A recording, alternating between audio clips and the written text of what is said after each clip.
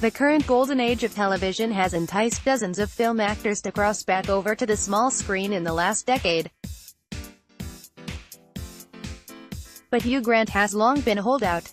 That changed Friday when his three-part BBC miniseries A Very English Scandal, his first TV role in nearly 20 years, premieres on Amazon Prime Video. Grant plays Jeremy Thorpe, a closeted member of Parliament who resigned his leadership position within the Liberal Party in 1976 and was later voted out entirely following revelations that he conspired to kill his male ex-lover, Norman Scott.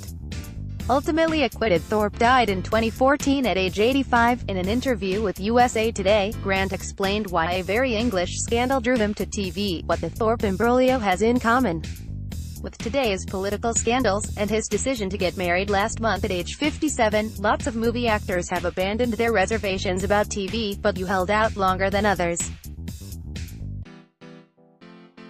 Why come back to TV now and why this project?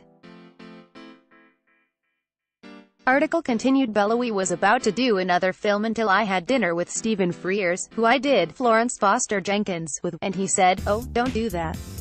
I've got something for you." He sent me this script and the first thing that I saw was that it was 3 episodes of television. And I thought, television, darling. I don't think so. I don't do that, but I saw why he loved it. It's just such a lovely combination of drama and black comedy.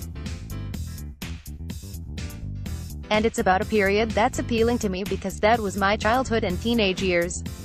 I remember the whole Thorpe scandal.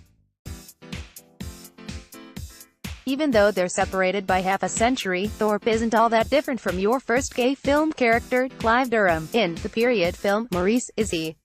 They're both upper-class gay Brits who are so afraid of losing their places in society that they go through the whole charade of marrying and having children. The very big difference there is that Clive and Maurice never even kissed and never did anything, whereas Thorpe was incredibly promiscuous, which was weird. Not only was it illegal, but the stigma was such that had he been publicly exposed, he wouldn't have hesitated to shoot himself. That's what men did in those days. Yet that didn't stop him from being in the gay pubs of Piccadilly almost every night. It's a very weird dichotomy. I think there was definitely a thrill in living right on the edge. What surprised you the most about Thorpe? In a way, it was what was unsurprising about him. What strikes me about British politics is how similar it is to showbiz. A lot of people call it showbiz for the ugly. It's rampant narcissism and egomania. That's really what's propelling all these guys instead of principle and desire to improve the country. Did you realize that people were comparing Canadian Prime Minister Justin Trudeau's chastisement of President Donald Trump at the G7 conference with your character in Love Actually calling the American president a bully? Yeah, I saw that. I feel sorry for these heads of state. I can see it's not easy for them. They've got to stay friends with America as a nation and the American people, and rightly so. But at the same time, what do? You've got this impossible president to be civil to. So it's a very difficult balancing act. I'm not sure anyone could really do what my character did in Love Actually. Not in the world of realpolitik.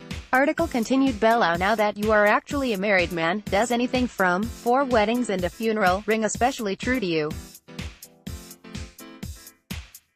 What people forget about 4 Weddings is that it's an anti-marriage film. The last line is something along the line of, "Do you think you might possibly be able to not be married to me?" And that's why Richard Curtis wrote it. He's been to a lot of weddings but found that when he got engaged, the whole thing turned sour. Things imploded.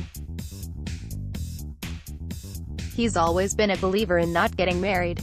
And to this day, he lives with his very nice girlfriend and their children in an unmarried state. Which begs the question, why did you decide to get married? I think my wife, Swedish TV producer Anna Eberstein, agrees with me that marriage is a pretty preposterous social construct. But when you've got 3 children, it's a nice thing to do. I didn't like going through immigration into countries where they'd say, everyone with a Grant passport over here, and all the others through there. She went through with the nannies. That seemed all wrong. So now that you've finally returned to TV, are you open to doing more of it? Grant, I am rather snobby about it, but that's more because I love the glamour of cinema. But the trouble is, cinema itself isn't very glamorous anymore. So I don't know where I rhyme anymore.